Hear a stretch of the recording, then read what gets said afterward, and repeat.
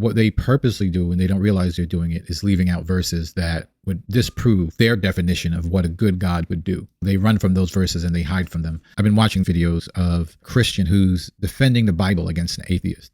And then the atheist is saying, this is what a good God would do. And then the Christian who thinks he's defending the Bible or defending the Most High comes up with some cockamamie theory that he thinks sounds so good to him that disproves this atheist who's asking the question, is looking for an answer. And if you gave them the real answer, it would make more sense to them. They wouldn't like the answer either, and they would, be on their way to where they're going, but it would make more sense instead of this creamy, idealistic view of the Most High. And I was watching this video, and the person was saying that if God was good, he would know you were going to hell and then would do something about it, or he wouldn't create you knowing you were going to hell. He doesn't answer the question. He just gives some idealistic view. And not that his answer is wrong. He didn't answer the person's question. And the idea is, would God create somebody and then know that they're going to hell? Many of us are in a type of hell now, right? The world or the life that we're living, is a type. When you read the Bible, he said he saved Israel from the iron furnace. It wasn't really an iron furnace, now was it? It was a life of servitude. And most of us don't realize we're in an iron furnace right now. Back to what I was talking about. I'll play the video and then I'll give my explanation of the verses that they seem to overlook. I have a question for Christians that believe in hell and also believe in an all-knowing, all-loving, all-powerful God. Jeremiah 1:5 says that before you were in your mother's womb, before you formed, I knew you.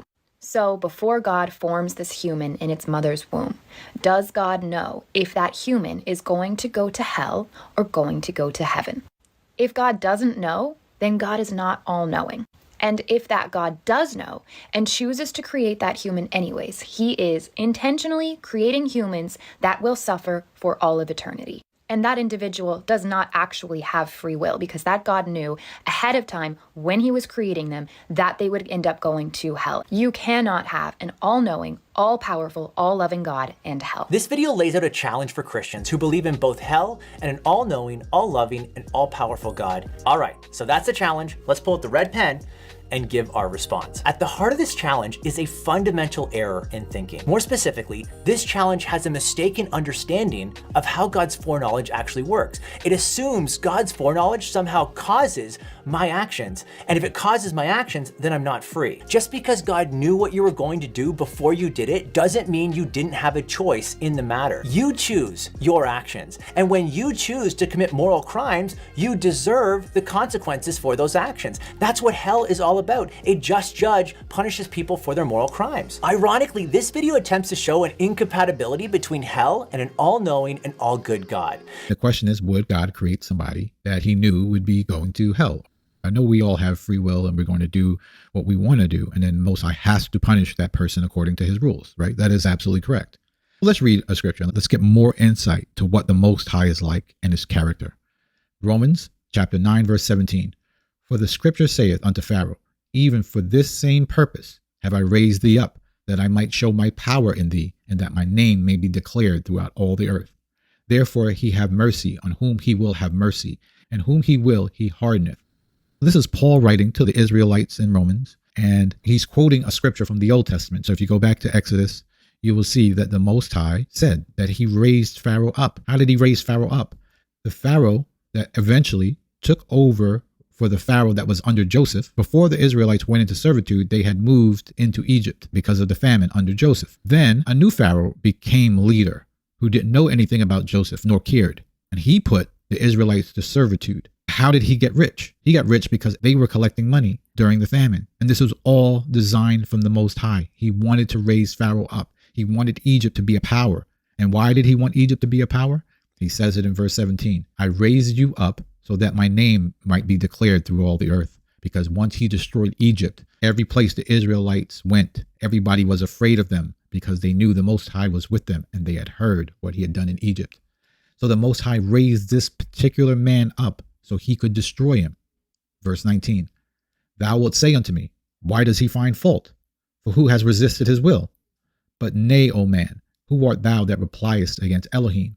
Shall the thing formed say to him that formed it, why made me thus? In other words, can you, who were created by the Most High, argue with him? Why did you create me if you were going to destroy me? The answer is no. You may not like what he does. I may not like what he does. What does it matter? He does what he wants, and that's what Paul is explaining. Verse 21, hath not the potter the power over the clay of the same lump to make one vessel unto honor and another vessel unto dishonor? If I'm a potter and I start making plates, I can make some special vase that I want to end up in a museum, or I can make a bunch of cheap ones that I want to use in a karate contest that people are going to break. I'm the potter. I get the choice to do so. And the Most High is the potter. He gets to choose what he wants to do with the people he creates. That's just the way it is. You have no say in the matter. Verse 22, what if Elohim, willing to show his wrath and to make his power, endured with much longsuffering the vessels of wrath fitted for destruction, and that he might make known the riches of the glory of the vessels of his mercy, which he had afore prepared unto glory? What Paul is explaining, and maybe I'll go into it in another video, that he's talking about the children of Esau here. So if you don't understand, this whole chapter 9 in Romans is about the battle between Esau and the children of Israel. Esau are the plates that were made to be destroyed, and the sons of Israel were the plates that were made for honor to go in the museum. He made one for honor and one for dishonor. And so what Paul is explaining in verse 22 is that he's waiting to destroy them. It's not about a color. I know you're going to have those Hebrew Israelites talking about it's a color. It's not a color. Esau is not a color. Esau is a bloodline. And as Israel is not a color, Israel is a bloodline.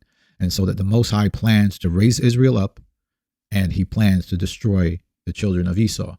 But the point is that he made Esau. He created them just the way he did Pharaoh, so that his name, when he brings them down, Babylon, this final kingdom, when he brings them down, his name will be declared throughout all the earth forever and ever. To sum this all up, the Most High does what he wants when he wants to do it, whether we like it or not.